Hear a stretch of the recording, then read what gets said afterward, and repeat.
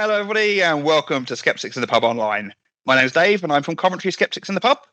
Coventry is just one of the many groups that at the beginning of the pandemic decided to work together to put on weekly talks based around science, reason, and critical thinking.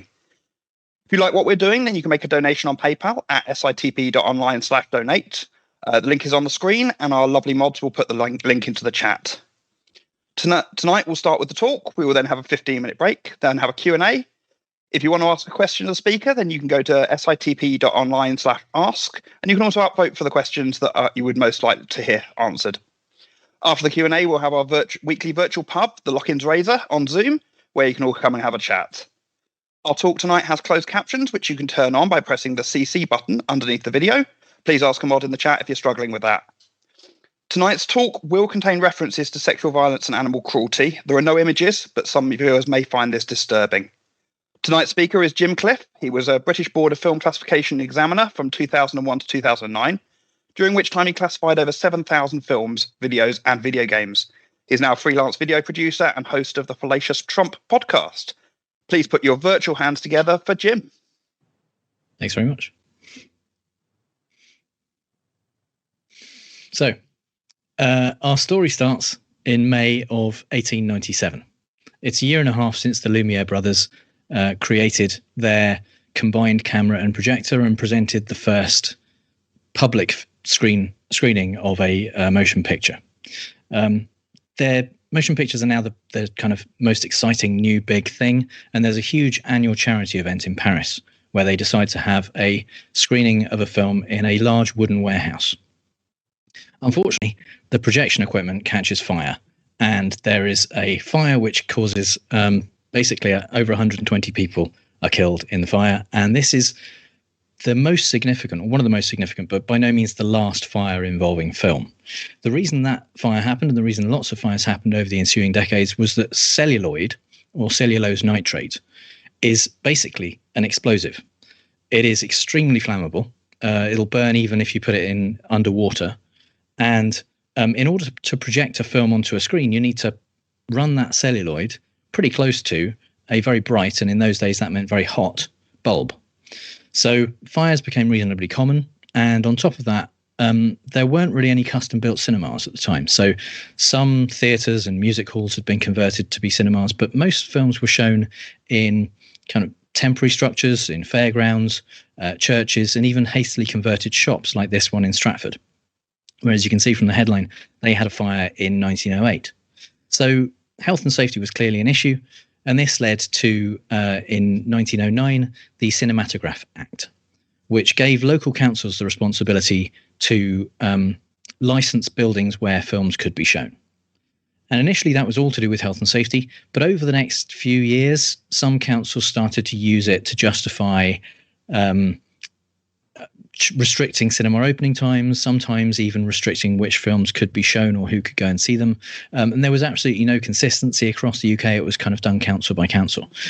The film industry started, not unreasonably, to worry about censorship, especially because in 1912, the Daily Mail started getting upset about a film called From the Manger to the Cross, which they were upset about it just because it was about the life of Christ. It wasn't particularly contentious or problematic.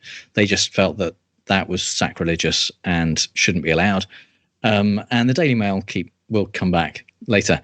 But basically, because of that, and the film industry were worried about the possible intervention of government censorship, and they decided that they would set up their own self-regulating body.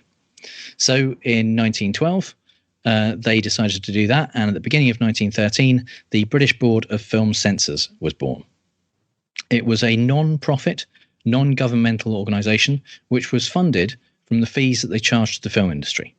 In the beginning, that was £2 per reel of film, and a reel is about 20 minutes of film. It's still charged in that way, and where people still submit films, it's charged by the foot. Most of it's digital these days, and obviously with video it's digital, so that's charged by the minute. In the beginning, there were 2 male examiners, and by the 1920s, there were 4 examiners, one of whom was a woman. Those examiners were not part of the film industry. The idea from the very beginning was to keep it independent from the industry. And the classifications were done on behalf of local councils. So the local councils still theoretically had the right to restrict various things about cinemas, including who got to go in to see films. But by the mid-20s, essentially most of them just rubber-stamped the BBFC decisions, and it kind of became consistent across the whole country. And that's actually still the case today.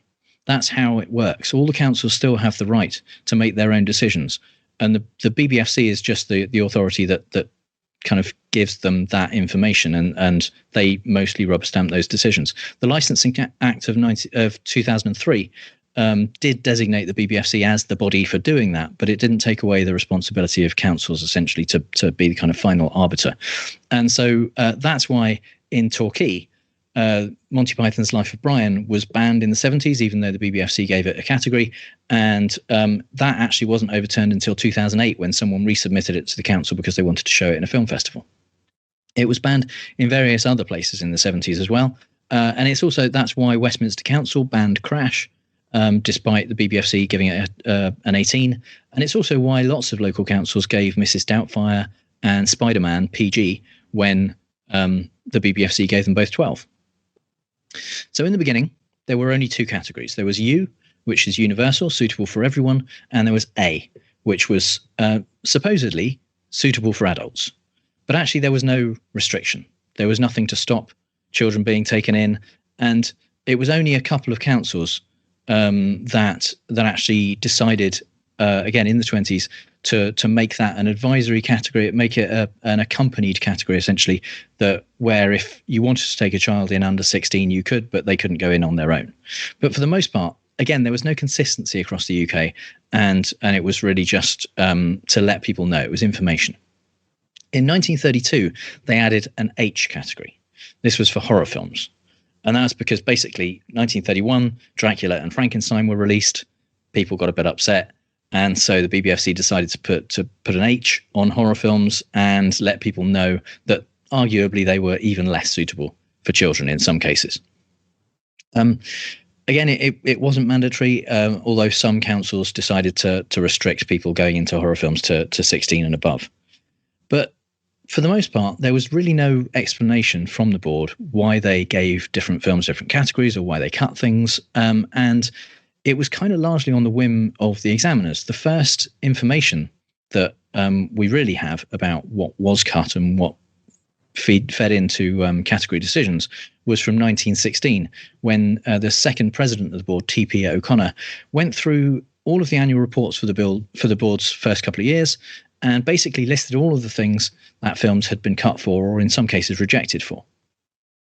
Those included some things that these days would be a bit less of an issue, like bathing scenes passing the limits of propriety or references to controversial politics.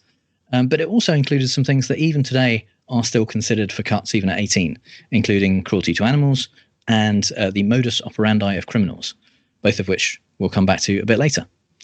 But again, there was still really no accountability, no transparency, and there were some kind of not necessarily controversial even, but just whimsical decisions that were made.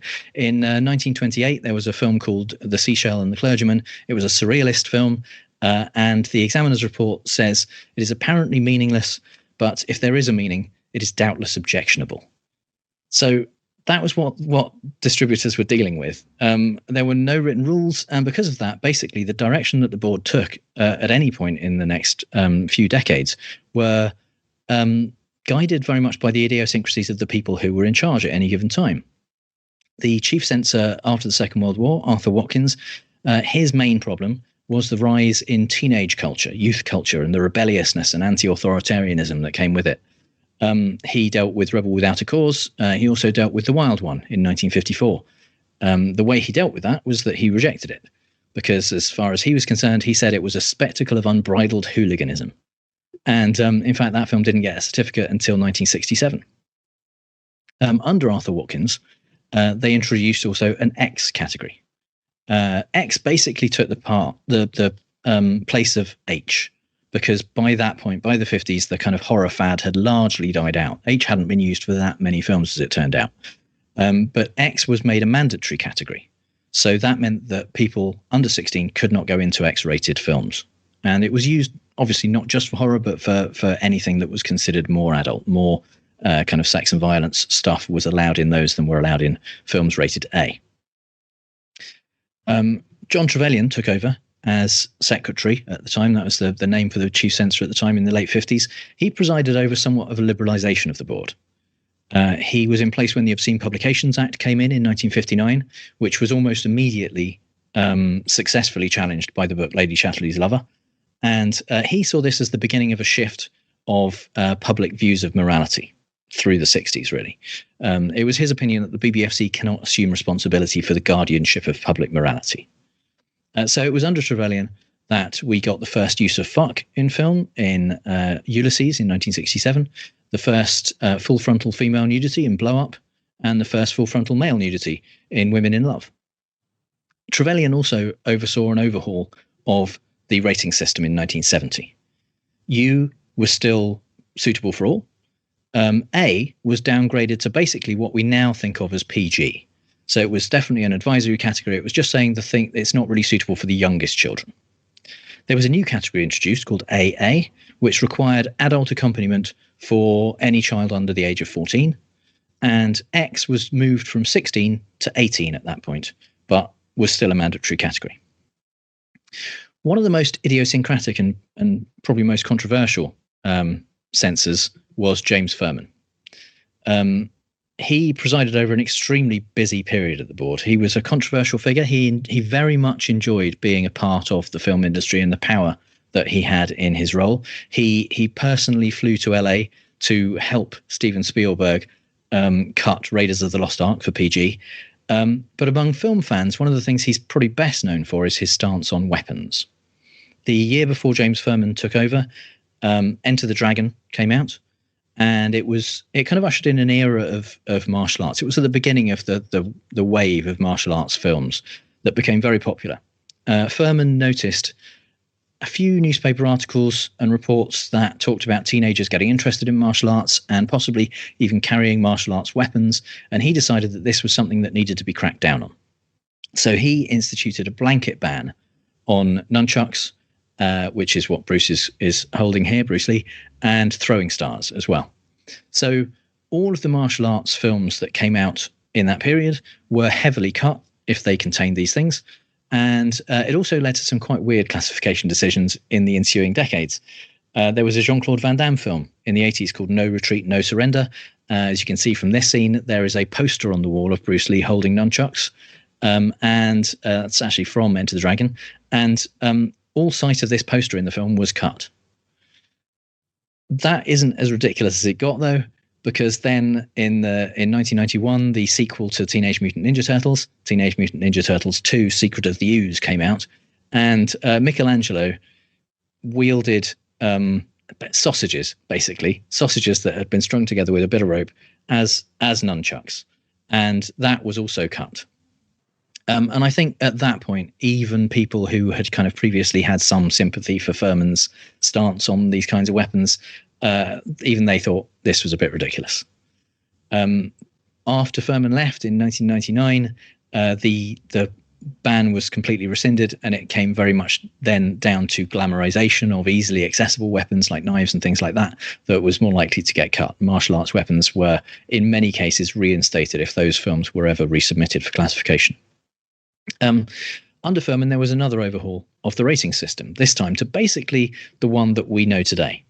So there was U, PG for parental guidance, 15 and 18. And the 15 and the 18 were mandatory categories. Then the 12 category was added in 1989. Batman was the first film rated 12 in the cinema. There was still no 12 on video until 1994. And then much later on in 2002, the 12 in cinema changed to 12A, which meant that people under 12 were allowed in if they were accompanied by a grown-up. Another significant change that was made under James Furman was the shift in the name from the British Board of Film Censors to the British Board of Film Classification. And this basically, as far as Furman was concerned, this represented the job that they did much better.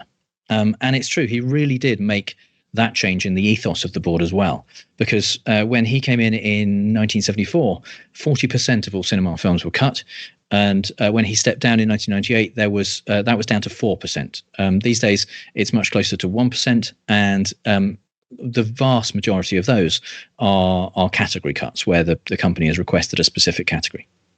So, but by far the most important, significant thing that happened during James Furman's reign was the rise of video. In 1979, VCRs were first sold in the UK. This is the Ferguson Video Star. It's the one I had as a kid. And in the late 70s and early 80s, you could buy or rent basically any video you liked in Woolworths, WH Smith's, on the high street, anywhere. There was no restriction, no classification, no censorship. And there was an influx of fairly strong horror films, largely from Europe, that capitalized basically on this kind of open market. One such film was Cannibal Holocaust. And the makers of Cannibal Holocaust had a brilliant idea in terms of promoting their film. What they did was they sent a copy of the film and a letter complaining about it to Mary Whitehouse. If you don't know who Mary Whitehouse is, this is her. She was the kind of self-appointed head of the National Viewer and Listener Association, and her mission was to clean up film and television, to get rid of all that nasty sex and violence. The hope by the makers of Cannibal Holocaust was that she would make a fuss about it, it would get lots of publicity, and they would sell lots of copies of their film. It wasn't an inherently bad idea. In the 90s, when the first Grand Theft Auto video game came out, Rockstar, the makers of Grand Theft Auto, hired Max Clifford, the publicist, to basically kick up a fuss about how awful this game is and how demonic it is, and it was going to ruin everyone's lives. And that got a lot of publicity, and Grand Theft Auto became the biggest game of the year. So the idea itself wasn't necessarily bad, but it didn't really work out for Cannibal Holocaust. Mary Whitehouse did kick up a bit of a fuss about it. The Daily Mail took up the fight, and MPs got involved. The Daily Mail had a campaign against what came to be called video nasties. The Director of Public Prosecutions made a list of 70 videos that they had either already prosecuted under the Obscene Publications Act or had prosecutions pending against them. And police were sent out to raid video shops, essentially to seize any copies of anything that was on the list and ultimately destroy them. And what ultimately came out of this was the Video Recordings Act of 1984. And that was the law that designated the BBFC to classify any video that was sold or rented in the UK. So for the first time, the BBFC had an actual legal basis for the work that they were doing. They were designated in law to do this job. And from that point on, no video or DVD, once DVDs came along, was able to be sold or rented in the UK without already having a BBFC classification, except for some very narrow exempt categories. One of the very last things that James Furman did before he left was draft a set of written guidelines. And this was the first time that the board had written guidelines, and they were published in the annual report of 1998. They were basically still James Furman's ideas of how things should be done. They just laid out what he already said and what he expected, the rules he expected his examiners to follow at the time.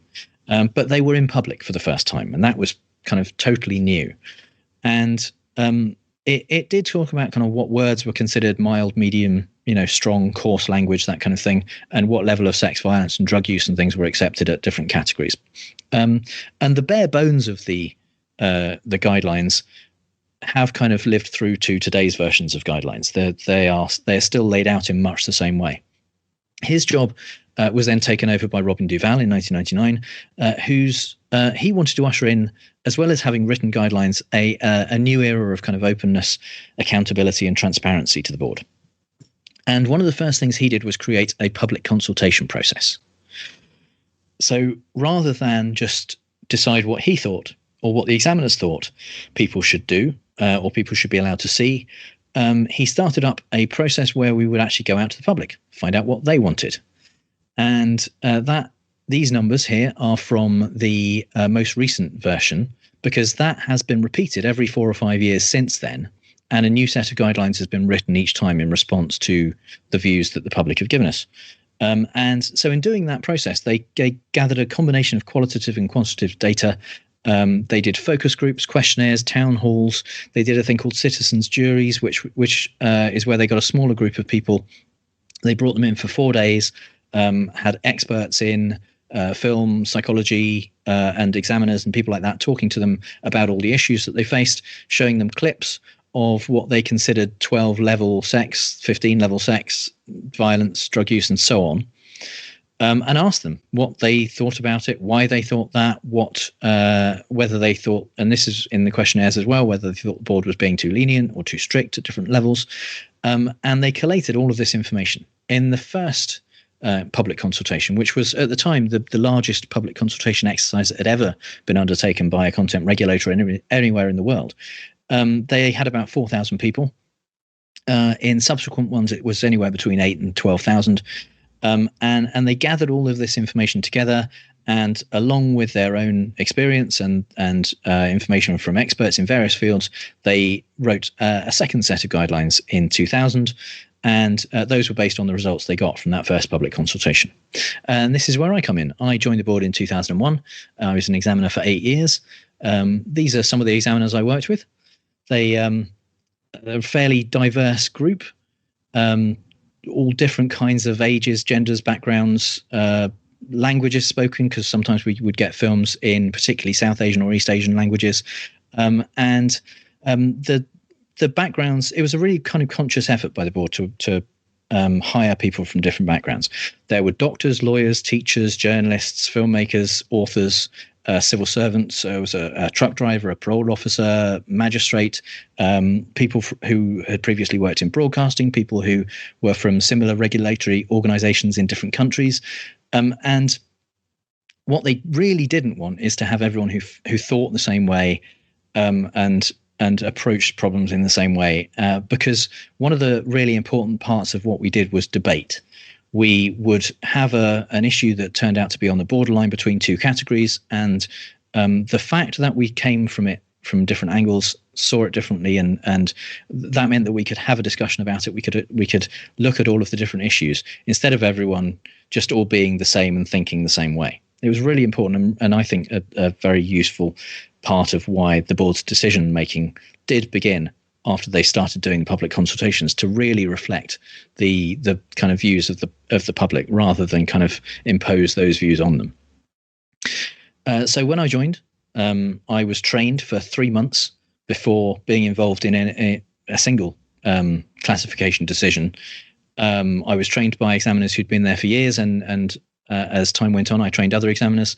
A lot of that training involved learning, obviously, about the classification issues that we faced, but also about the laws that those classifications were based on, the kinds of things that had been cut in the past. Most of it really was about precedent.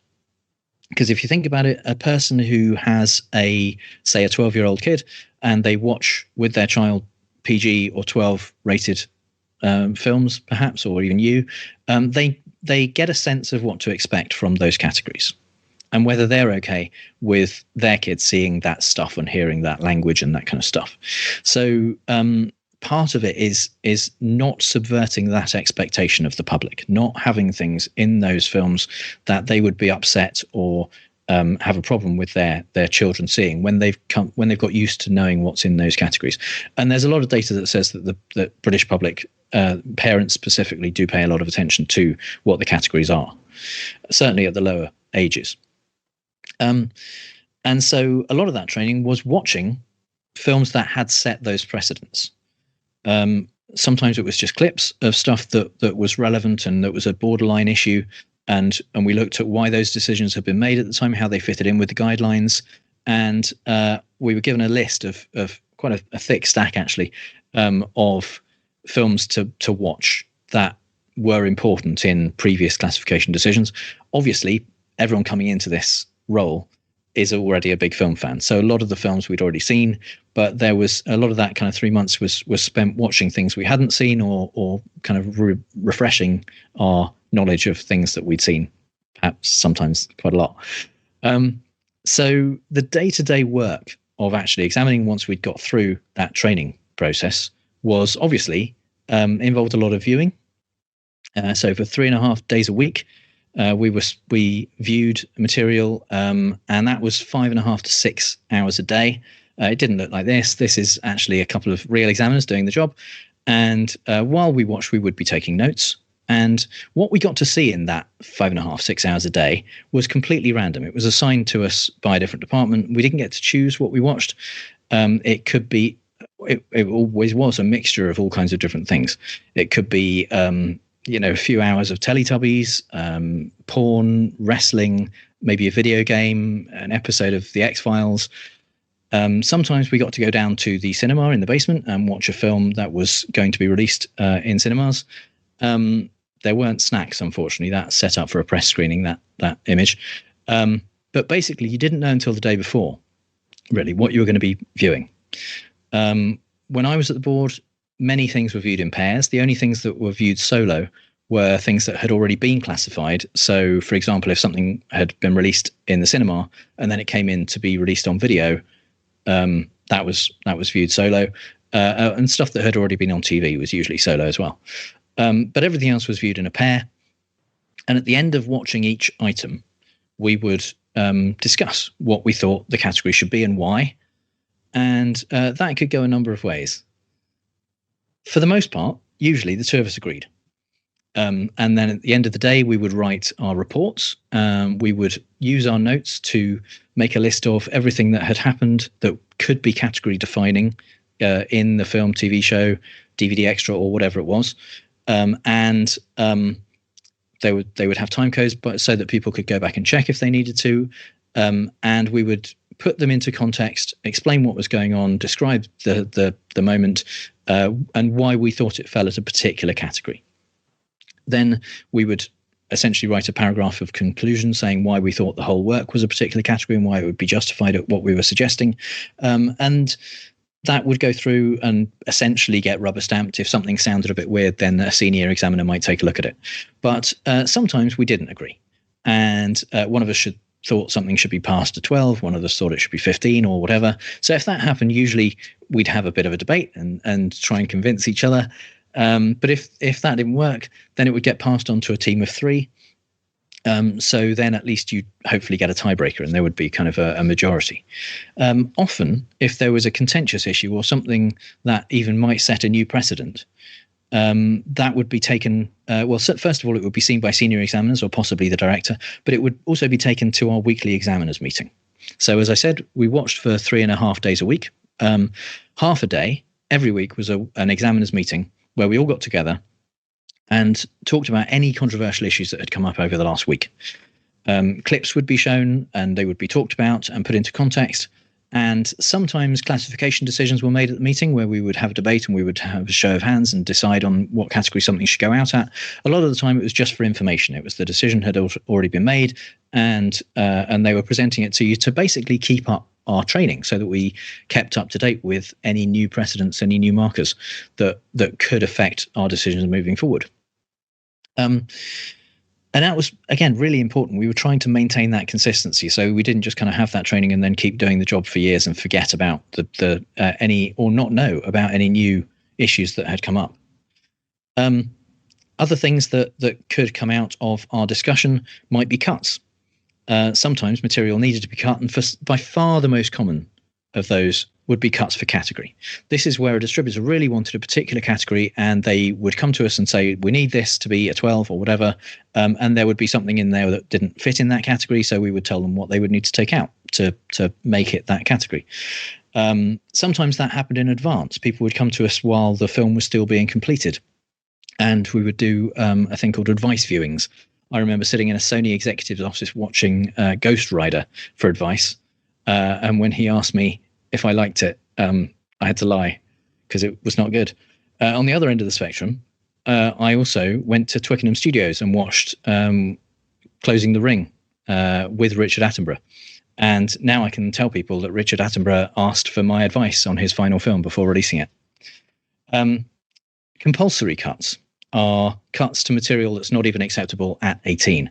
And in almost all cases, that's because it breaches the law. In 2000, one of the things that Robin Duvall did when he came in was said that for as far as possible, adults would have the right to choose their own material within the law. And so that meant that the things that are cut at 18 almost always are something which are really potentially harmful for some legal reason or breach some other law, which I'll talk about in a moment. The final option, when cuts wouldn't really address the problem necessarily, was rejection. This is extremely rare these days, and even during the time I worked there.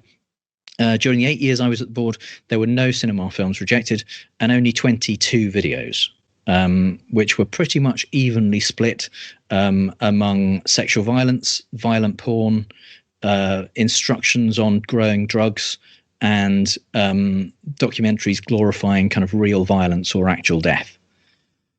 The fifth day of our schedule was for other work outside of viewing, which supported our job as an examiner. And that could be outreach, so going out to schools, film festivals, giving talks about stuff like this, or dealing with correspondence, so responding to emails or letters that we got from the public. The examiner who saw the film, who classified the film, would respond to any complaints that we got. Very occasionally, we would respond to praise that we got.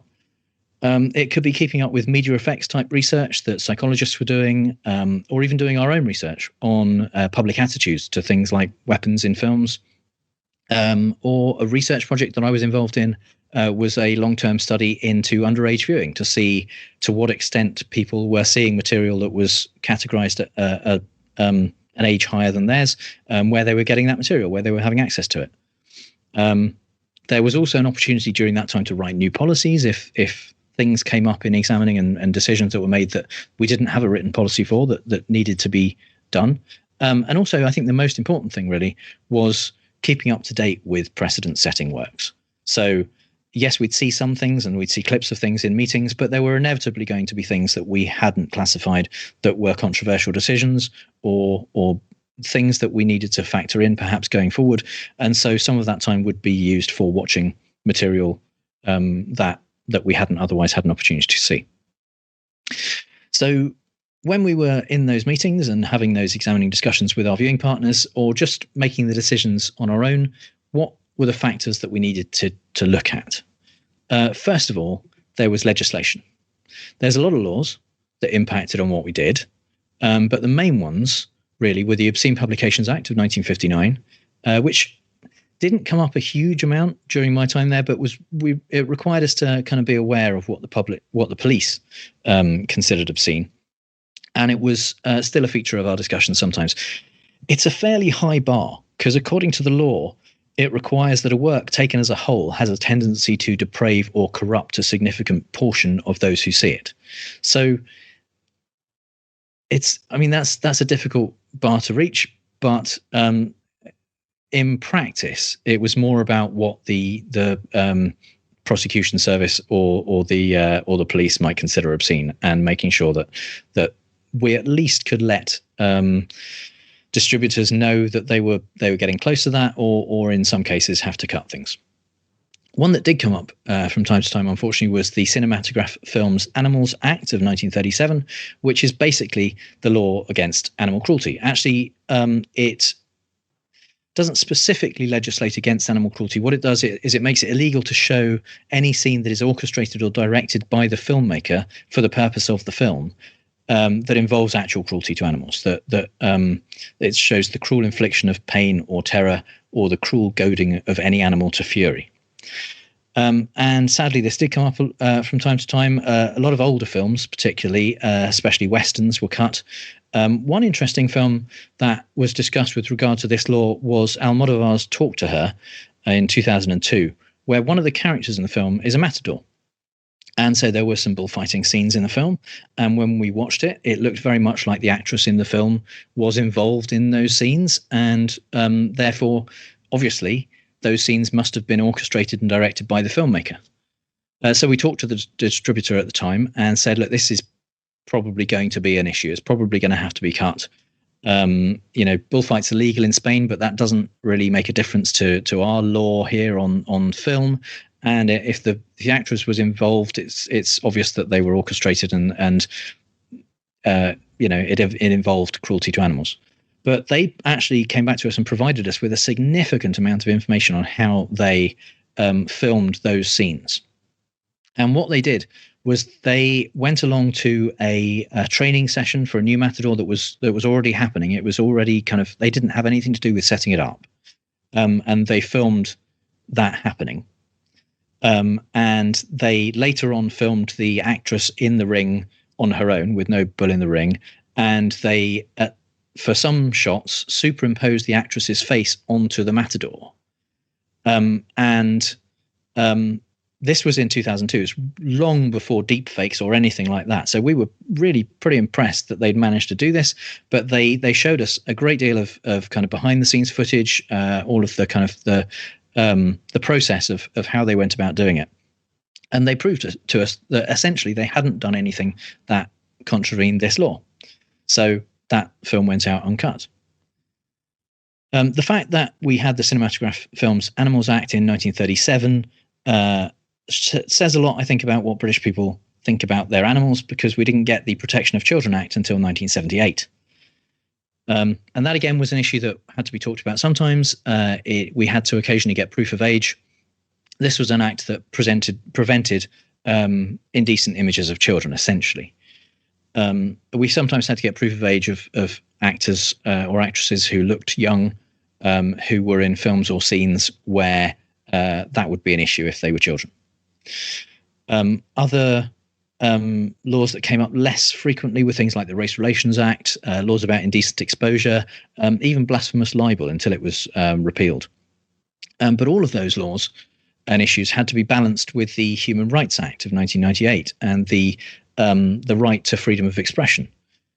So it wasn't always as simple as just kind of cutting anything that looked like on face value it might contravene a law. We had to make sure that we were cutting the absolute minimum amount of material that we could in order to bring that work within the law, in order to kind of balance that with the filmmaker's freedom of expression, which was also protected essentially by just another law. Beyond legislation, obviously we had to look at the specific classification issues.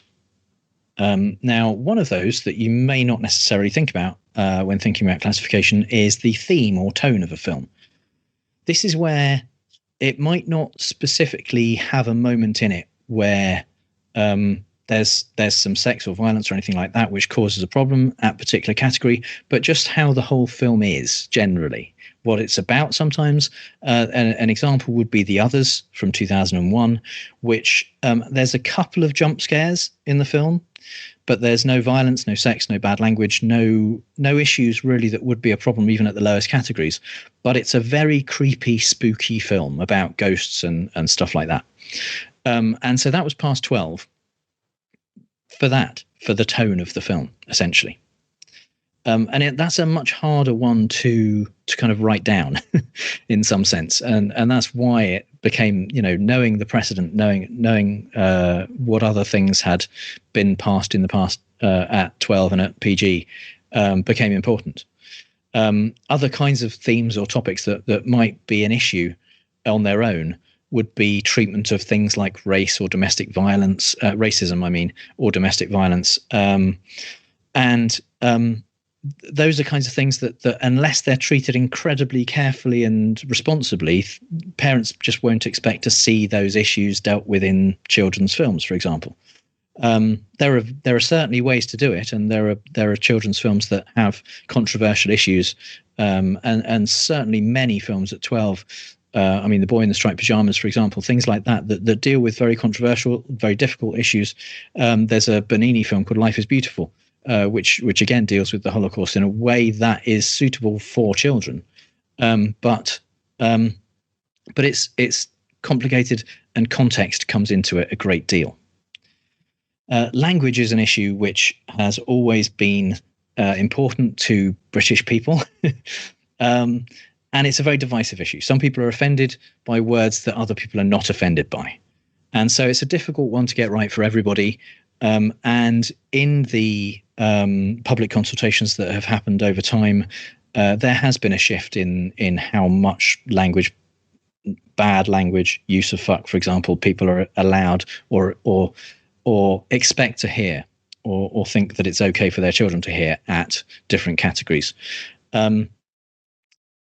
Context really factors in here again, because you can use the word fuck, for example, in so many different ways that you can't necessarily just say that's one use of fuck that causes that category.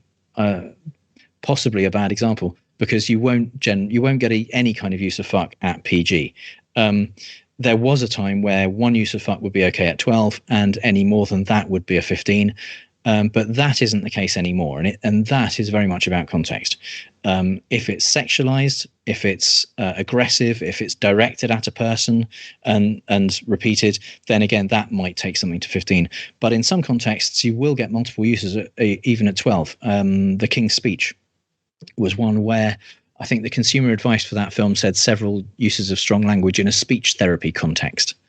And again, that's because there was no aggression, no direction at someone, no sexualization of it. It was the word was being used for a particular purpose, and within the context of the film, that was seen as okay for 12.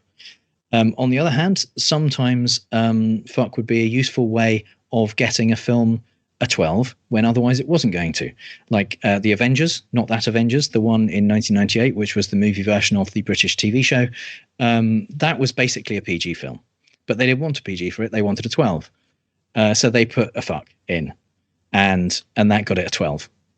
So that happens from time to time. People essentially kind of gaming the system in a way. There are some horror films which were not scary enough to get an 18, and they wanted an 18 because that's kind of badge of honor for a horror film. And so they would put in some sex that made it an 18. So yeah, that was something that came up from time to time.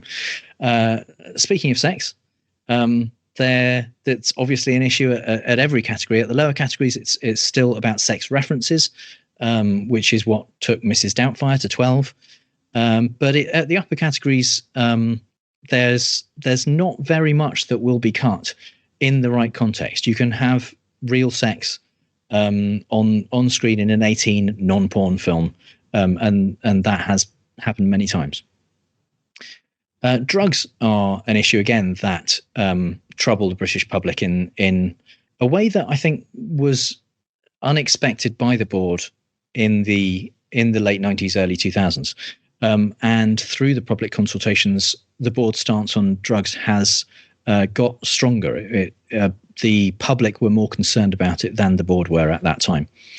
And so again, at the lower categories, it's about drugs references. At the higher categories, it's about site of drug use, sometimes site of drug preparation. If it's particularly instructional, it is something that can still even be cut at 18. And if it's particularly glamorous as well, it potentially could cause cuts at the higher categories. There was a film called 13 in 2003, which is a very, very good, very interesting film about essentially kind of a pair of wayward teenagers. And we really would have liked to have passed that film at least at 15, at kind of certainly not at 18, ideally, because there was a lot in there for teenagers and for parents of teenagers that they could relate to and get discussion points out of and appreciate, I think. But there was a scene early on of the two leads indulging in solvent abuse, and it was totally uncritical in every way. They had a great deal of fun. There was no negative effects whatsoever. And unfortunately, we know that solvent abuse is something which can cause serious harm and even kill people the very first time you try it. So because of that, without any negative effects whatsoever, negative consequences in the film, even though the rest of the film was really very suitable for 15-year-olds, we couldn't put that out at less than 18. Violence is obviously one of the issues that people think about when they think about classification. And one film that came up in this category was The Dark Knight, which was past 12, to some controversy, I think it's fair to say. With the 12 guidelines for violence, it's very much about the level of detail that you see. You are allowed to see moderate violence so long as it doesn't dwell on detail. And The Dark Knight really didn't dwell on detail. It's very dark and gritty and kind of intense in places, but the violence is very impressionistic. There's very little blood. There's very little process detail.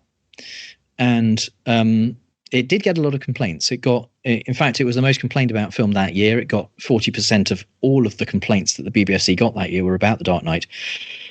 But those complaints were immediately following a 3-day campaign by the Daily Mail to complain that the film had got a 12 and that it was unsuitable at 12. And once that campaign ended, the letters very much dropped off.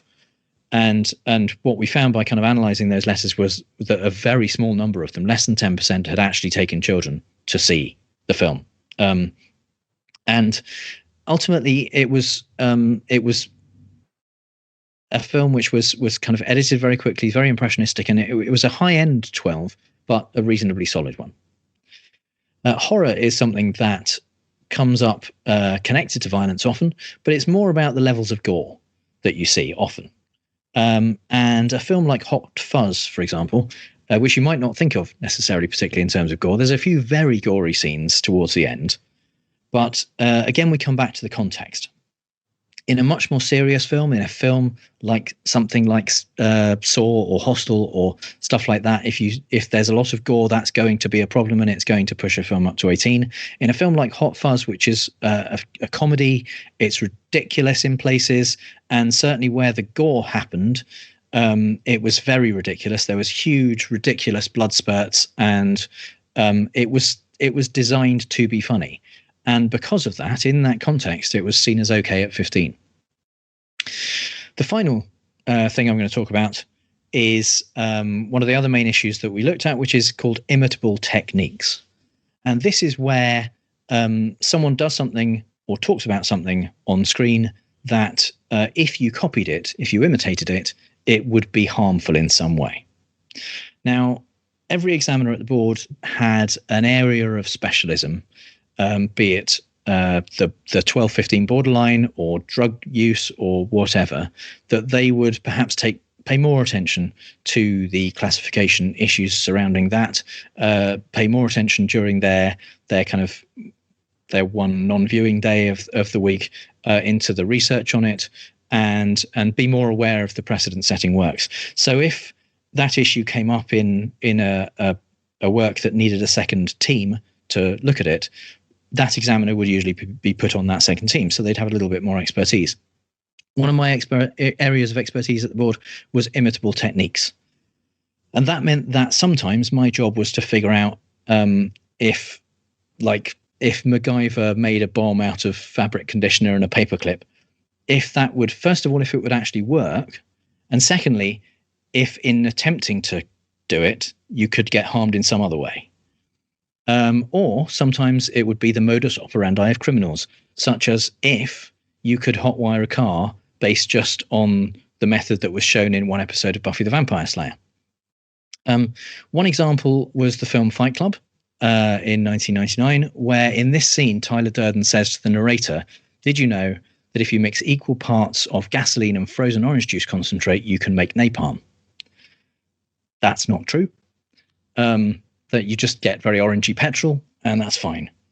But there was a film, Rutger Hauer film, where the hero did explain how to make a kind of napalm, homemade napalm, to another character, and that would have worked. And the police in that instance asked us to not... they basically said it would be good if that wasn't widely dispersed, because a lot of lives are saved because people don't really know how to make an effective Molotov cocktail. And while you can look this stuff up, you can find it on the internet, especially these days, and you can find it online if you go looking for it. Not putting that information out there in cinemas and into people's homes is potentially a plus. So that Rutger Hauer film was cut, and sometimes it was about that. It was about cutting a particular part of the process that if you didn't know about that wouldn't work then, or doing something in a way that meant it wouldn't cause harm. And this is where I was responsible in part for a kind of offshoot of the Pizzagate conspiracy. Just in case anyone doesn't know, really quick primer on the Pizzagate conspiracy is that it's a conspiracy theory that says that some prominent people, especially in DC, are running a kind of paedophile ring out of the basement of a pizza restaurant, which, as it turns out, doesn't have a basement. And therefore, they think that whenever prominent people talk about pizza in some way or show it on screen or anything like that, that is somehow them hiding in plain sight and, I don't know, expressing support for paedophiles or showing that they are a member of this conspiracy or something like that. And Lilo and Stitch in 2002 had a scene where the little girl, Lilo, hides from her sister in a tumble dryer. And recently, Lilo and Stitch was put on Disney Plus for streaming. And they re-edited the scene. So instead of this, it was this scene here, where Lilo instead hides under a table and has a pizza box to kind of block up the hole and hide her from her sister. And this went around the internet a bit with people saying, look, this is proof that Disney is part of Pizzagate and they have sympathy for pedophiles, and they're kind of telling you that they support pedophiles in some way. And what else? What other possible reason could there be for this? How could they have put this pizza there if that's not what they're saying? There's no other possible explanation. We've definitely proved it. Well, this was my fault, because in 2002 we looked at that scene where Lilo hid in a tumble dryer, and unfortunately, every year there are a few cases around the world of kids getting into tumble dryers or washing machines, hiding or playing in them, and being severely injured or sometimes dying. So we took that seriously, and we said, no, this is an activity that is presented as safe in this film. It looks fun and is fine, but it's actually not safe. And we talked to Disney and said, look, are you sure you want to have this in the film? We don't think it's okay at you. We're probably going to cut it even at PG. And they said, not a problem. We will reanimate it. And this is what they did. I don't know why they didn't show this version in the US, but this was the UK version. I also don't know why they chose to upload the UK version to Disney Plus, but this was edited 20 years ago almost. And it's not, as far as I know, Disney don't support that kind of thing at all. Thanks very much. Thank you, Jim. That was absolutely fantastic. We're now going to take a 15-minute break. So this is an opportunity to grab a drink, go to the loo, subscribe to Jim's Fallacious Trump podcast, or to sign up for Discord at sitp.online/contact. Next week, we have Incredulous with Andy Wilson and his guests for his satirical skeptical panel show. Guests next week are Michael Marshall, Bryce Blakenagel, Kat Ford, and Dave Anik. Sure to be a lot of fun. We'll see you back at 8:05 for the Q&A session. See you all soon.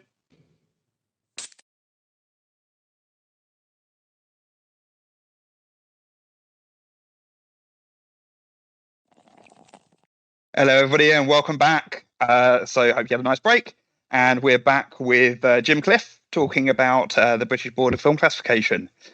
So straight into the Q&A with obviously the best question of the night, because it was asked by me. What was the worst thing that you had to watch, Jim?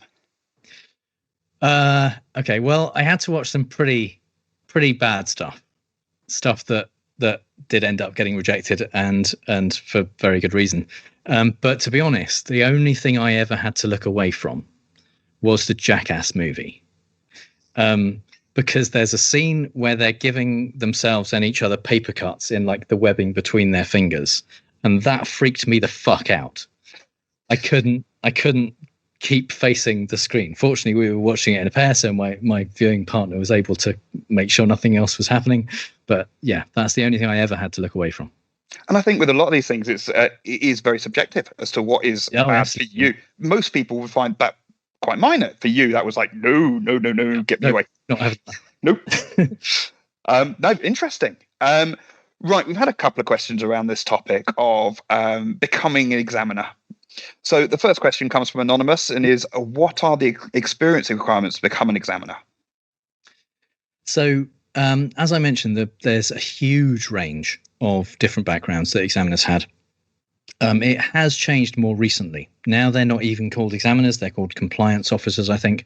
And the criteria have changed. So I don't know exactly how it is now, but basically, it was mostly an interest in film with something else to back up some reason why you should also do it.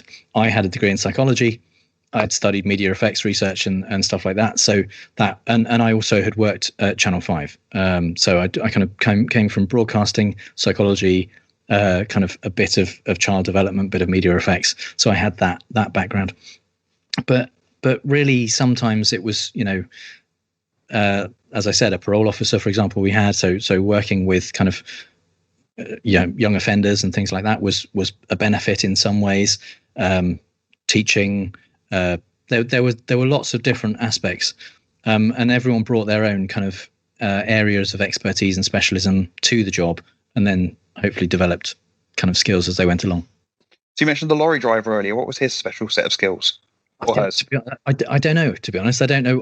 Not because he wasn't very skilled or very good at the job. It was just that was the job that he'd been doing before. He wasn't, someone who had taken what would seem to be a more traditional route. So, another follow-up question comes from Anonymous. What's the salary like for examiners? Again, it's changed. It was pretty good. When I was there, it was, starting, I think, around 40 grand. So yeah, that was pretty good. It was well worth doing for a few years.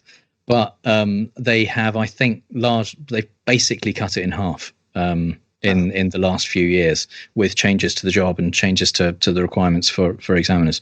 But part of that, I think, was to encourage people who were perhaps sometimes farther along in their careers and had, a range of different experiences to come and do the job. Because if you don't pay very much, then you're not going to get people who are, you're not going to get psychologists. You're not going to get doctors and lawyers.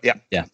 And I imagine certain things, like doctors in particular, would have certain insight into like medical procedures and that kind of thing as to whether they've just made this extra bloody just for the sake of it. Yeah, there was always someone to turn to with a question, basically, that might have some expertise. And I mean, when you mentioned the initial salary, I was about to ask Jack's question as my own question and say, how do I get a job at the BBFC? I want to watch films all day. But let's go with Jack's question and go, how do you get a job? there is a vacancies section on the BBFC website. In fact, I recommend the BBFC website to anyone who's at all interested in any of this stuff. They have a lot of PDFs on there of their previous annual reports and the research that they look at when they're doing their, the research they've done as well, and a lot of case studies of specific films to explain why they got the category they got and why that might be. But one of the things they have is a vacancies page. There's no openings at the moment for examiners. Steve asks, for imitable techniques, Critters rated 15 shows using an aerosol with a flame to create a flamethrower, which I then totally imitated. What's the cutoff? Yep. Yeah, I also totally did that. I think I saw it in Live and Let Die. Live and Let Die, it has to be said, is a PG. But that was a cigar with an aerosol. Yeah, I mean that was prior to the overhaul and public consultations of the thing. That was in the 70s. I think that kind of thing would probably be allowed at 15 and 18. It's more about hoping that children won't do it in a way that is likely to cause a problem. Obviously, I don't know what you might have done at 15 if you were even 15 when you saw that. And if you had done it in a safe way, I at least did it in the garden. I didn't kind of do it, near a curtain or something like that. So I think I did. I was reasonably, sensible. Yeah, I think mine was a school playing field from memory. Andrew asks, in your time as an examiner, what was the film that was the hardest to agree on a classification for? I mean, there were a lot of films which we just didn't agree on classifications for. Ultimately, someone made the decision. There was it either went to the entire board and we took a kind of show of hands, or the director ultimately just made the decision. One fairly prominent one was The Bourne Identity, which ended up being the first 12A. I was on the first team for that, and both of us on that team were absolutely of the opinion that should have been a 15. There was in our opinion sufficient dwelling on the detail and process of violence that a 15 was warranted. The I think I remember rightly that the distributor in that case requested a kind of appeal viewing, and that it would be seen by more people because they really wanted the 12. And the number of cuts we would have needed to make, I thought, to make it a 12 were over the top, perhaps. It was viewed by a couple of other teams and the director at the time, and ultimately decided on a 12. I disagreed with that, but that's the thing. You don't win every game. Yep. So it is down to a consensus view. And as we said earlier, one thing that you can find really upsetting or really disturbing, somebody else might go, what are you talking about? Yeah. I don't see that. The next question is going to be a little series of questions because we've got a number of questions around the same topic. And having spoken to you during the break, I know you have a bit of an insight into this specifically, which is around computer games. So the first question is, Anonymous asks, how does rating a video game work? How long would it take? Do you have to play 100% completion to make sure you didn't miss a particularly gruesome murder?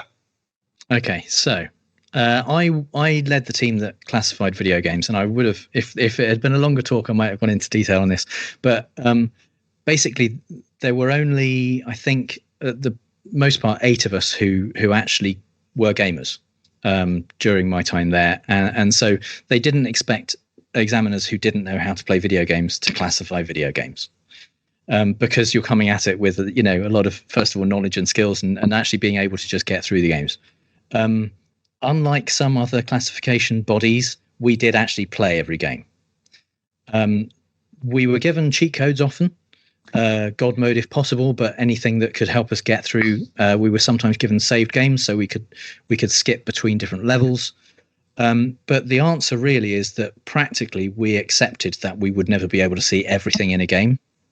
Certainly for some games, just playing each of the missions in, I think, GTA 4 probably would take about 50 hours, and that's not counting all of the other stuff you can do. Yeah. So generally it would be a day with 2 examiners, and we'd play as much as we could. We would get a sense of what the game mechanics were, so what you were able to do and what you were being asked to do by the game. Would you both play the game, or would one of you play, one of you watch? Or we take it in turns. Take it in turns. Yeah.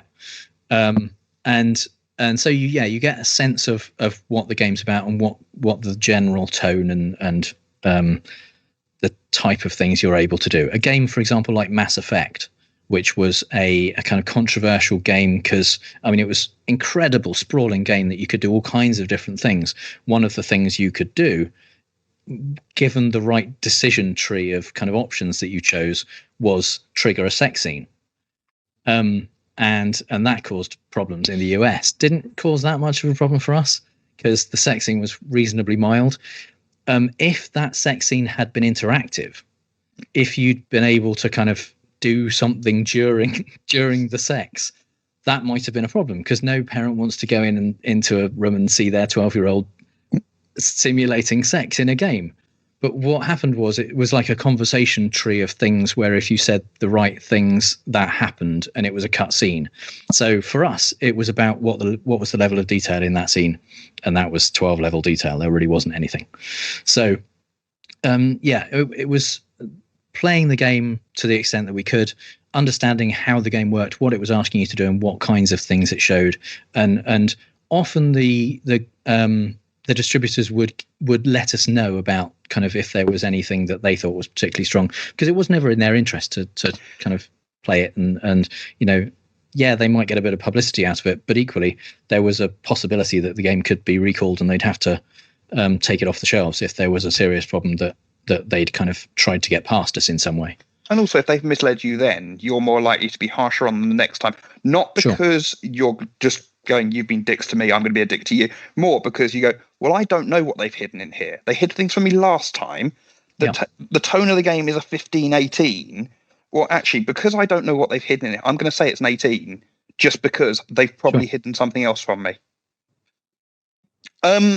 Lee Ashcroft asked specifically about the game Manhunt 2. Why was it banned? Why was it eventually classified? Did the BBFC get it wrong? Manhunt 2 was an interesting one. We classified Manhunt at 18. And in fact, I can talk about this because when I was interviewed several times about this, it was sub judice at the time, so I couldn't actually talk about much of it. But I went to Rockstar's offices along with the director of the board at the time, David Cook, and my senior examiner to watch scenes from the game and have Rockstar kind of walk us through some stuff for Manhunt 2 before it was getting ready to be classified, because they wanted advice. They wanted to see where we sat on it and what we thought about it. At the time, we all said it was 18, and we didn't really have much of a problem with it. By the time it came into the board, not much had changed about it, and the examiners who saw it first said that they thought it was 18, but because it was definitely going to be a controversial decision, because Manhunt itself was, it did go to another team, and the director had another look at it. By that point, something in his thinking had changed, and the decision at that point was that it was, I think the phrase was, unremittingly bleak and callous, and that it was unsuitable for classification. They then resubmitted with some of the kind of stronger moments cut out, and but because we'd already essentially given them the ruling that it was the tone generally of the game that was the problem, the cuts they'd made didn't address that. So then, even though it was by this point really clearly an 18, we couldn't go back on the reject because they hadn't addressed the reason for rejecting it in making the cuts. So yes, it was appealed under the Video Appeals Committee at the time. I believe they got the 18, and yes, if I had to say, I would say that the BBFC did make a mistake in that classification. I don't think it was a reject, really. Do you think you've made any mistakes in the past? Oh, absolutely. I'm sure I have. Yeah. I can't think of any right now. But yeah, I mean, the thing is, as you say, we are viewers as well as examiners. We have an emotional reaction to stuff that we see. Some stuff feels stronger than others. Yeah, I can't think of an example that I kind of regretted particularly. I'd also imagine that your frame of mind at the time will affect. Sure. You know, if you've just gone through something, that particular thing might hit you harder than it would have done normally. Yep, absolutely. Yeah.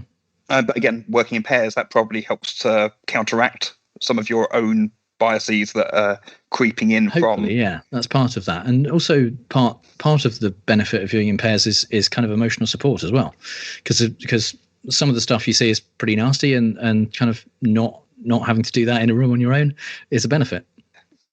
And I mean, I know we've heard about this with Facebook reviewers, with what the content moderation for Facebook, which is outsourced, and them talking about the lack of support they get in terms of the mental trauma of some of the things that get reported to them, and they have to sit there and watch it.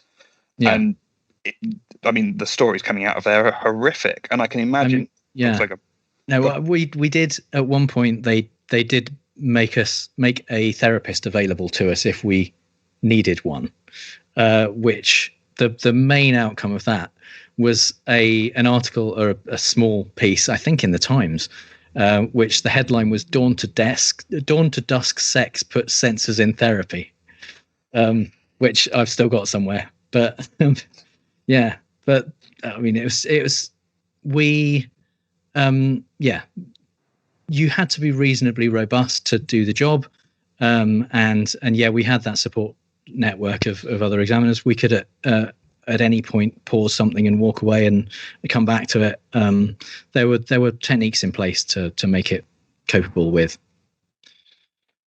So carrying on from the computer game topic, Igor asks, are the rules consistent across media? Are games, films, short videos, song lyrics, porn, are they all judged by the same standards? They are largely judged by the same standards, although there are differences that are inherent because of the media. With games, for example, when you're talking about frequency of strong language, if, certainly at the times where you would only be allowed 1 or 2 uses of fuck in a 12 film, if someone on a street corner in a game says fuck, and you can walk back and forth past that person multiple times and hear it each time, then yeah, that's going to possibly put it up to a 15. If there are instructional details of how to do something potentially dangerous in a film, but it's kind of quick and done, then that might be one category. Whereas if your mission in the game is to do that and it shows you how to do it, and that would work in real life, again, that could potentially be another category. They're very different ways of experiencing media, and so yeah, they can mean that the category is different. With film and video, the 1994 Criminal Justice and Public Order Act amended the Video Recordings Act to require us to pay particular attention to harm through viewing in the home. And essentially that meant largely that there was less potential for definitely restricting it outside of the hands of children. So there was potential for even adult material to get into the hands of children. That was overturned by a legal case later in the 2000s. But also the fact that you can stop and rewind and watch something again, especially for instructional stuff, made video potentially more dangerous for some elements than a film. If you go into the cinema, you can't, you watch it and it's done. Yeah, can't rewind. I suppose with video games, you can also change the angle so that if you can't see what's going on from somewhere, well, you can watch it from a different angle, and that might give you more information. Yeah, it depends on the mechanics of the game and how that works. But yeah, absolutely, that's another thing that could have an effect. Carrying on in this same topic, we've got Steelwolf, also known as Don, is asking, is animation judged by the same criteria as live action? And if not, what criteria are they judged on? I would say yes, they are judged the same. Although that is based on the fact that all the judgments include context.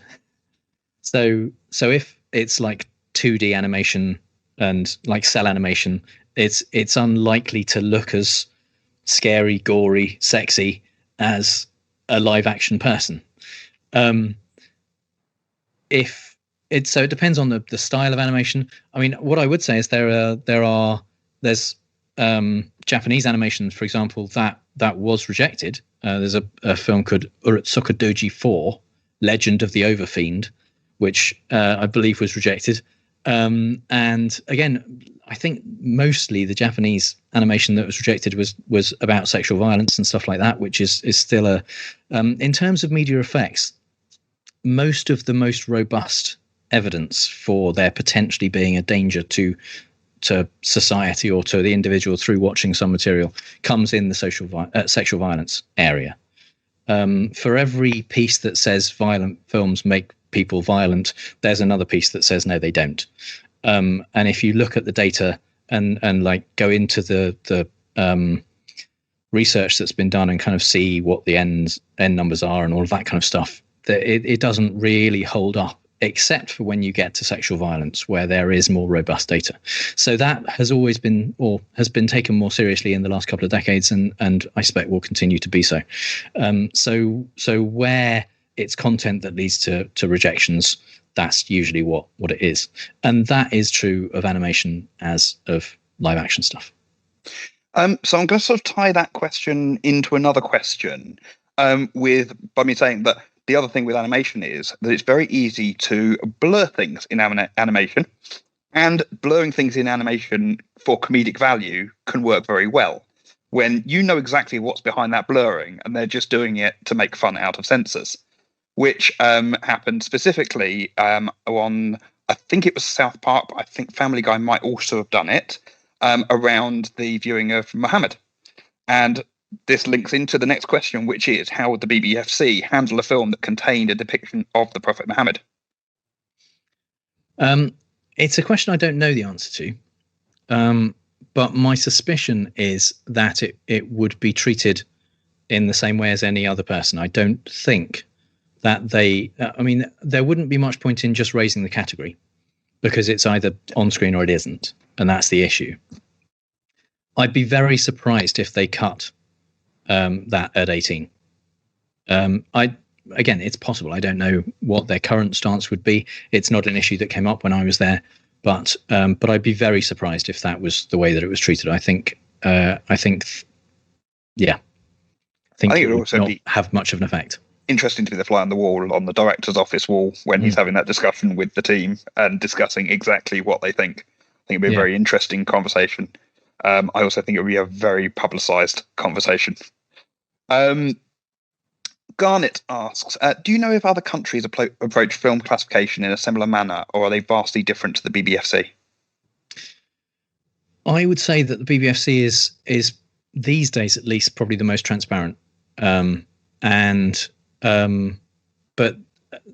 different countries have different levels of kind of connection to the industry itself, and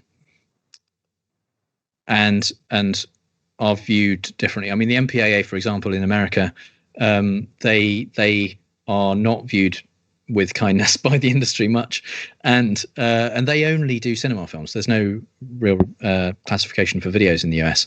And I mean, there's the Italian Film Board have always traditionally been extremely liberal in what they allow, and quite political in places as well. There's differences, and there's differences I think also because the societies are different. Because when we looked at what British people think, it's different to what French people think. The British people traditionally are more uptight about sex than some Europeans, for example. We're going to treat things differently. In terms of how they go about the job, I suspect most do it in much the same way. Dave M asks, what issues were the hardest to agree amongst examiners? Was this usually consistent, or different examiners have particular bugbears? Definitely individual examiners had their own things that they found particularly troublesome or sometimes wished could be at a different category. We were all involved during our time there in rewriting sets of guidelines, so those kinds of things would come up for debate during those periods. Issues that caused a lot of debate. I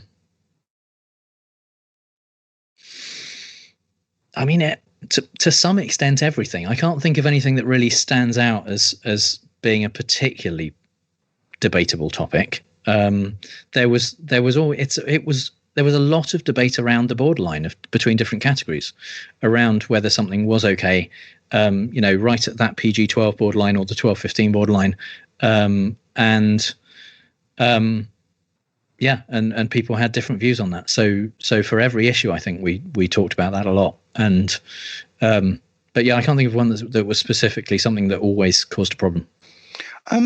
How were the pairings done for the examiners? Did they sort of come up with somebody more liberal and somebody more conservative, or was it just random? How were the what? Sorry. Pairings of the pairs. Oh right. Oh no, that was completely random. Completely random. So you could end up with two people. The only thing, if because I mentioned we had some films that would be from Bollywood, for example, so we would always have a member of the Hindi-speaking examiners, for example, on there, but not two. So it would always be one person who was not from that background, and one person who understood the culture of the film as well as the language. And then they have it subtitled for the. They would interpret for the non-Hindi speaking examiner. So yeah, where that was the case, then there would be a kind of a weighting of the randomness in that direction. But no, for average stuff, it was completely random. And you knew who you were going to be viewing with before you knew what you were going to be viewing. Okay. And they were done separately. The only thing that where it was changed was, as I mentioned, in kind of second teams where something had already been seen and was controversial for a particular reason, then someone who worked in that area particularly would be put on that team. Garnet again asks, were you exempt from the Obscene Publications Act for your initial screenings, and were you required by law to report anything that could transgress it? I'm not. Oh, do you mean like for the fact that we saw it? Okay. Yeah. That's a good question. My understanding, at least, is that at the time that we were seeing it, it hadn't been published.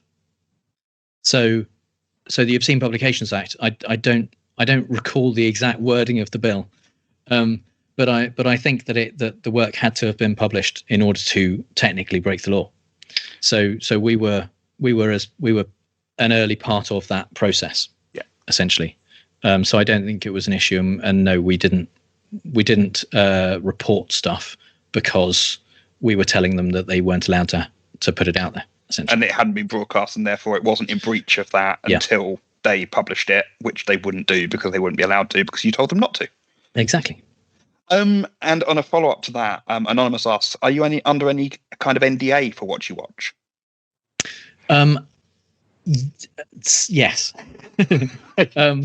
There were many times where there was like an embargo of information, really, rather than an NDA so much. It was about when things, for example, like the first Harry Potter film came in, there were security guards that brought that and stood to make sure no one else got to go in and see it other than the examiners. And I mean, you'd understand it. I mean, certain films, the plot twists themselves are the film. Yeah. So yeah, I mean, there was an expectation of confidentiality from the clients, which is completely reasonable. So yeah, we wouldn't have talked about anything. And in fact, when the BBFC put out their decisions on what films contained and what categories they were at, it would be within a certain period of the release of the film, so that there wasn't, problems there. Hassan asks, I once heard there are British rules against subliminal messages. Does that apply to movies, and were there any cases? There are cases of subliminal images in films, but it's not. There was a rumor in the 60s of if you put kind of drink Coke, eat popcorn for a frame in a film, then people will leave the cinema and go and buy a Coke and some popcorn.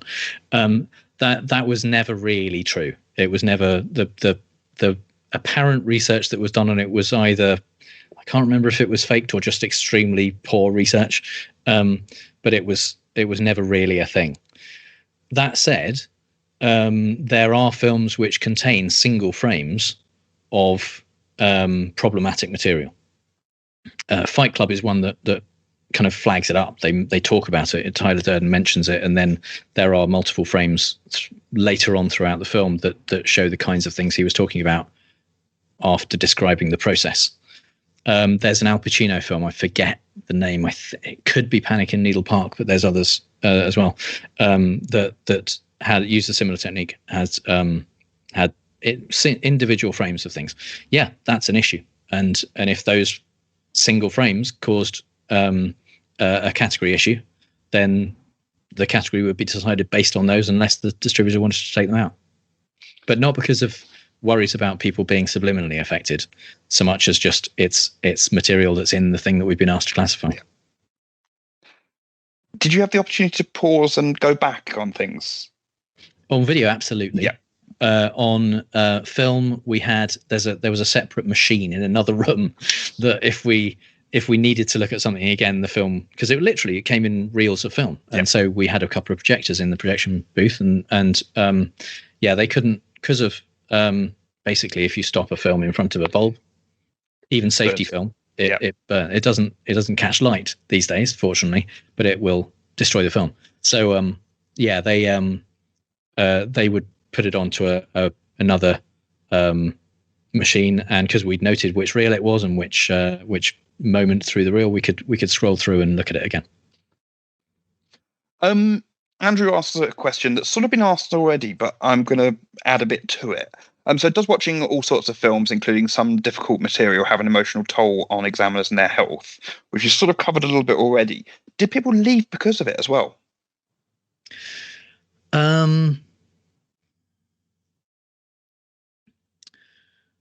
I think I know of one person who left partly because of it. I don't think she was particularly happy, just generally at the board. So I think it was a factor that led into the consideration. But yeah, it was an issue that the interview process was intense and featured a reasonable amount of quite problematic material. in that process to before we got to the point where they were kind of seeing if we were right to do the job. So that if that was going to put people off, it did, I'm sure. And initially, when I started in 2001, the kind of soft rule was that it was a 5-year job, and I think up to that point, most people were kind of either moving on or doing something else in 5 years. It got stretched, and I know people who were doing it for more than 12 years. But that was the idea. The theory was that, if this kind of stuff affects people, it must affect us as well. I think the fact is there's some truth to that probably, but also we were watching it in a very specific context. A lot of the more problematic stuff, a lot of the adult material, the violent stuff that was really potentially traumatizing in a way, was watched with other people in the context of looking at it for particular reasons. It wasn't experienced in the same way as someone does, sitting at home or with a video or in the cinema.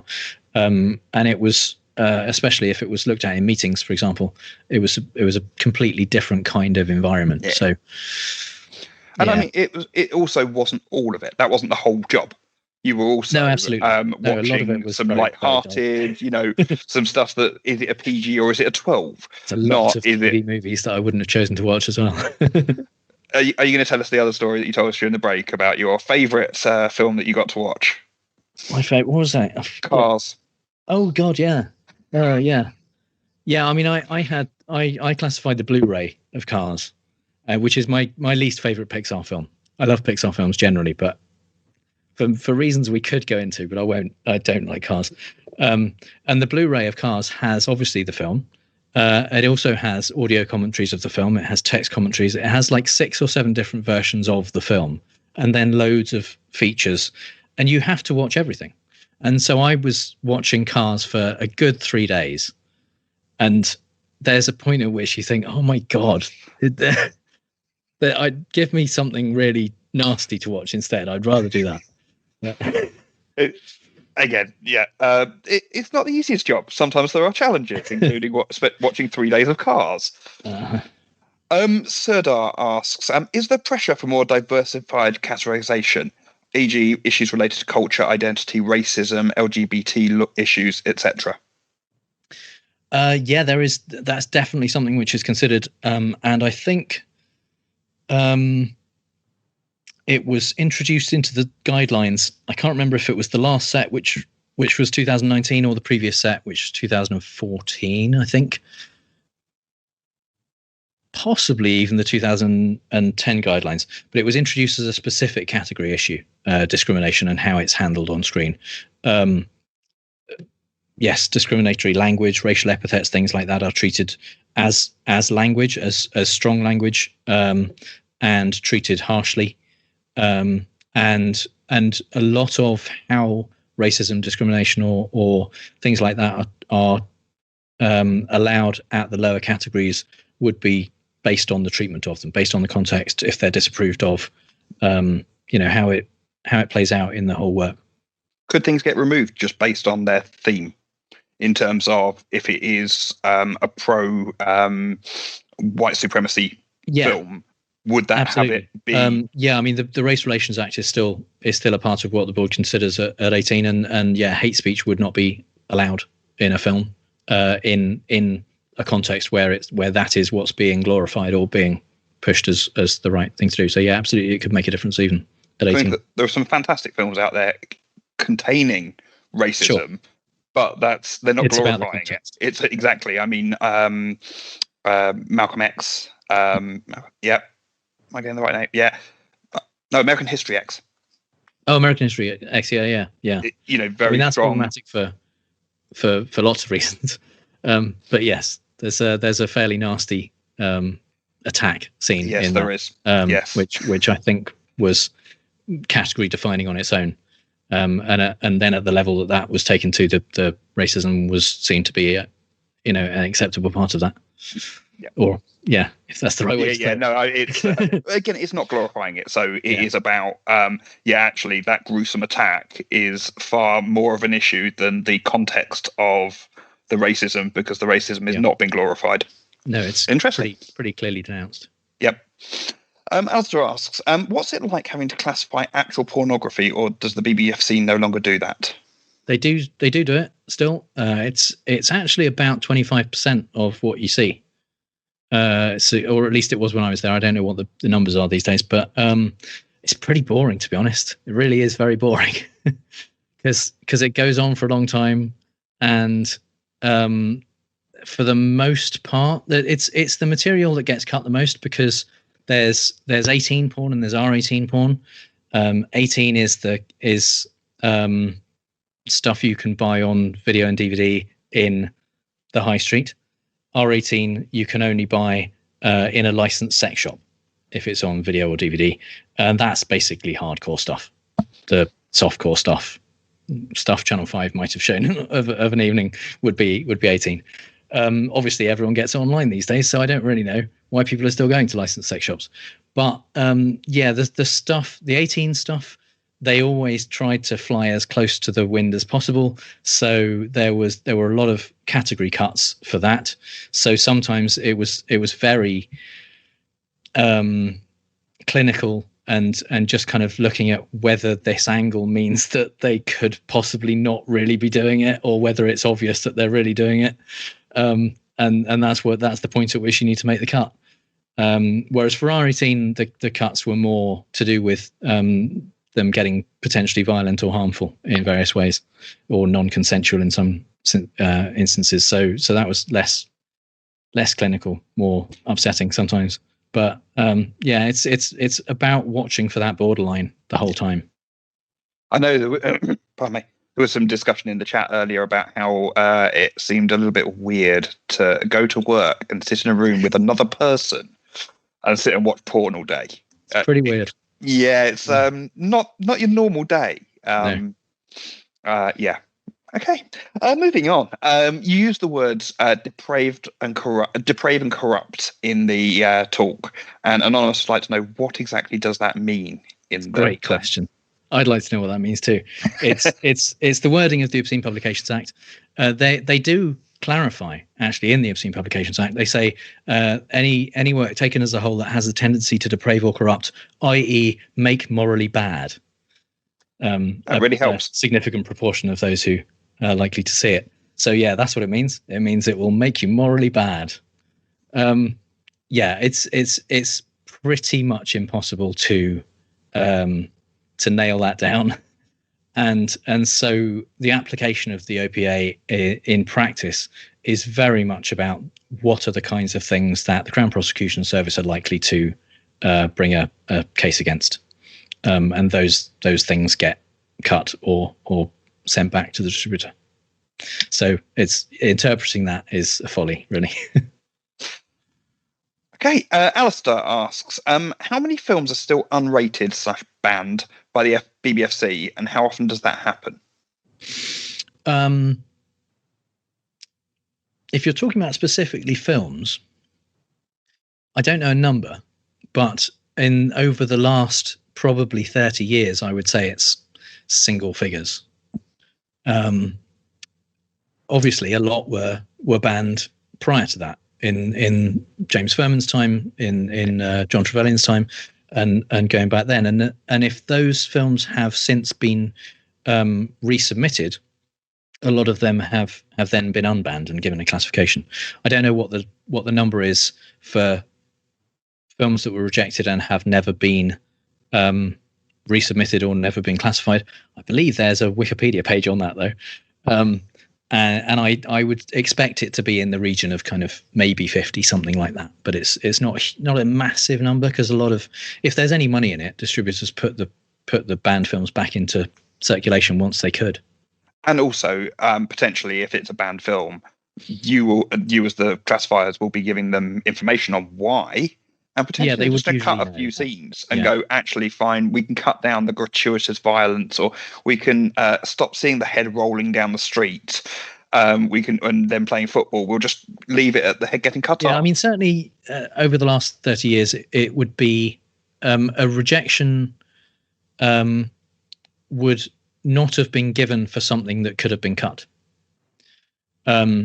If there was material in a film which was really problematic and needed cutting, we would recommend cutting that material and say you can have an 18 if you do that. The things that have been cut are things where the whole work is problematic for usually the same reason. I mean, to give you a quite mild example, there was a slew of films in 2005, I think, videos, these were not cinema films, that were about how to grow weed. And that was against the law. And there was, essentially that because that was against the law, we rejected the works because that was all it was about. So you can't cut a bit. There was nothing you could cut. Oh. Yeah, there was nothing that would make that an okay film at 18 at the time. I don't know that they would even be cut now. But yeah, things like that, or some films that were just a repetition of actual scenes of people dying, for example. To be honest, some of those, depending on the context and the presentation, did get classified at 18. There are films like that out there, but there are also films that were rejected for that reason. And the reason they were rejected was because of the constant focus on it, and cutting any individual moment wouldn't have made a difference. Anonymous asks, why did Star Trek II Wrath of Khan get a 15 rating originally, then go down to a PG? And how often does reclassifying occur? So, Star Trek II, this is one of the great case studies on the BBFC website. So you should look at the BBFC because they'll give you more information than me. But according to them, the film was actually passed A in 1982 because it was passed in May of 1982, and the new categories didn't come in until later in that year. So it wasn't technically a 15 at the time. And then when that cut was released on video, it was passed PG because that was 10 years later. So the rules had changed essentially on what those things that were a problem at the time or would part. Well, in fact, there was only U, A, and double A and X at the time. So A was essentially PG, really. Yeah. But it was cut for A. It wasn't passed uncut. There was apparently a shot of a slug crawling bloodily out of Chekhov's ear that was cut. But an uncut AA was proposed, apparently. So yeah, look at the BBFC website. It's got some good stuff on there. So the films that were classified as A, or were they all eventually reclassified into the modern standards, or were they automatically regraded to a? No, it's only if they were resubmitted.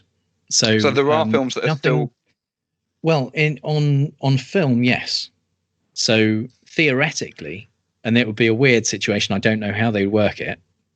I don't actually know. It's a good question. I don't know if they could release a film at A now. Because it was past A before. But video, the new system of UPG 15, 18 and so on had come in before the Video Recordings Act. So videos have always been based on basically the same system. And again, the 94 Criminal Justice and Public Order Act gave the BBFC the right to reclassify videos if necessary, if they were resubmitted and increase the rating, because before that, they basically kind of had to live with the precedent. But it was, again, only on the basis that viewing in the home might have greater harm. But yeah, I mean, it's films that were passed at lower or earlier categories aren't automatically upgraded or changed to the newer category. They'd have to be resubmitted. I'm just thinking of cinemas that play classic films, and there are cinemas out there. Potentially, there are films out there being played as A's or as. I would be surprised if. They're not resubmitted, or many of those have been resubmitted in the past. I mean, I know that I saw the Dr. Jekyll and Mr. Hyde from the 30s when I was there for a cinema release, and downgraded it from, I think it was an X to PG. It was very nearly a U. Wow. We are getting on a little bit, so we've got we're going to try and limit it to a couple more questions because it is now 10 to 9 already, and we've kept you for a couple of hours already. So, Hot Fuzz loses one of its funniest scenes whenever it's shown on TV, even when shown late at night, when Nick Frost says the C word. What's the reasoning for this? Well, the rules for TV are different to the rules for film, and the answer to that is I don't really know. I don't know why they would do that, because I don't think that's necessarily even the only use of that word in the film. I think there might be three. I'm pretty sure there's three uses in Hot Fuzz. Arguably, one of them is written down, but yeah, the rules are different for TV, and it may be as simple as that's the version they were given by the distributors. Or it may be that is a cut that the TV channel decided to make because they were showing it at an earlier time at one point and they showed the same version. Many reasons they could do that, but no, it's the rules they're related because they're based on the same kind of research, but they're different for different mediums. Steve asks a really interesting question, one that I'm fascinated by. How do you classify something like a pantomime, which often has lots of sex references, but they go over the heads of children? Well, for the most part, that would still be allowed at a child's category. I mean, if you look at any of the Carry On films, most of those are PG, probably, I think. And in fact, Mrs. Doubtfire, which was originally past 12 by the board, had only a couple of things cut in order to make it a PG, and there's still a great deal of sex references in that. The ruling for that and the reason why they passed it PG was that kids wouldn't understand them. They wouldn't know that they were sex references. And there's a lot of cartoons out there where there are sex references that if you watch them with your kids or with your nieces and nephews, you watch them, you're laughing at different parts of the kids. Absolutely. The kids are laughing at the inane jokes, the really innocuous ones, and then the adults are there. That means something else. Anonymous asks, does the reliance on precedent risk conserving outdated moral attitudes, e.g. views on same-sex affection, has changed a lot in this last decade? I can see how you could think that, but no, because precedent is a starting point, and where situations shift and the way people think about things shifts again, along with every 4 to 5 years, the new public consultation and the new rewriting of the guidelines, things do change, and so ultimately the first point of contact essentially is the guidelines. It's people, the examiners look at that and say, okay, does this film fit in with those? And those guidelines change over time.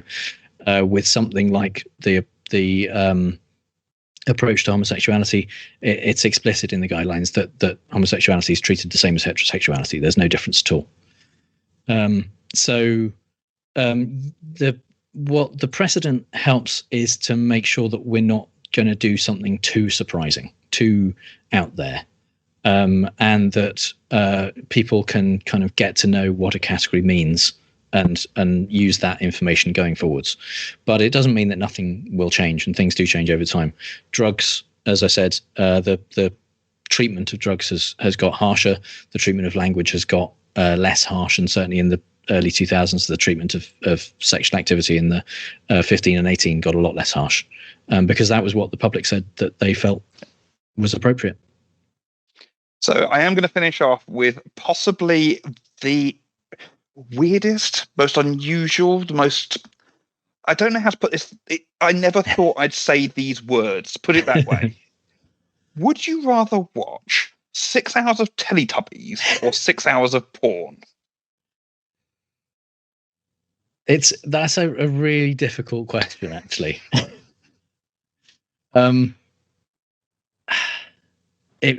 Honestly, it really depends on the porn. I have had to watch 6 hours of Teletubbies. I've had to watch 6 hours of Bob the Builder and Dora the Explorer, and much of this was before I had a kid, and then having to watch them also with my child was kind of torture. And the thing I think one of the things I found hardest with Teletubbies was keeping my focus, and paying attention, because it makes you want to switch your brain off. With porn, you are constantly looking for the thing that might need cutting. But with something like that, because there's so rarely any kind of issue, there's an episode of Bob the Builder where Bob is wallpapering Wendy's house, and the wallpaper, he's very bad at it. It's a very kind of Mr. Bean type thing. And the wallpaper falls over his face. And it really sounds, if you really listen out for it, that you can hear Bob saying fuck, like muffled by the wallpaper. And so you can't not listen for stuff like that and not pay attention. But it is really difficult to maintain focus for that amount of time with something so banal. I also seem to recall there's a lot of sexual innuendo in Teletubbies. It, again, for adults. There's a bit. There are bits that adults get. Yeah, that's that's funny because it is a sex joke, but it's Tubby Custard just on its own is exactly. And it's aimed at 4-year-olds or however old children are when they watch Teletubbies. But it's aimed at an age that is never going to understand these jokes. But for the adults, they've got to try and put a bit in there for us. Right, that was our last question, because I don't think any question can follow that. That is the ultimate finishing question. That was absolutely amazing. Thank you so much, Jim.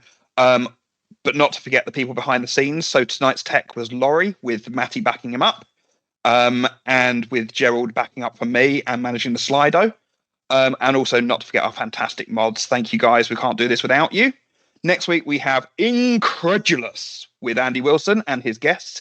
If you haven't seen it or heard it before, most of our previous talks are available on our YouTube channel. And Incredulous in particular is also its entire own podcast. We're shortly going to open the doors to our virtual pub, the Lock-In's Razor, which you can join by visiting sitp.online/virtual pub. The link will be in the chat. And I will see you all in the pub or next week. Thank you very much.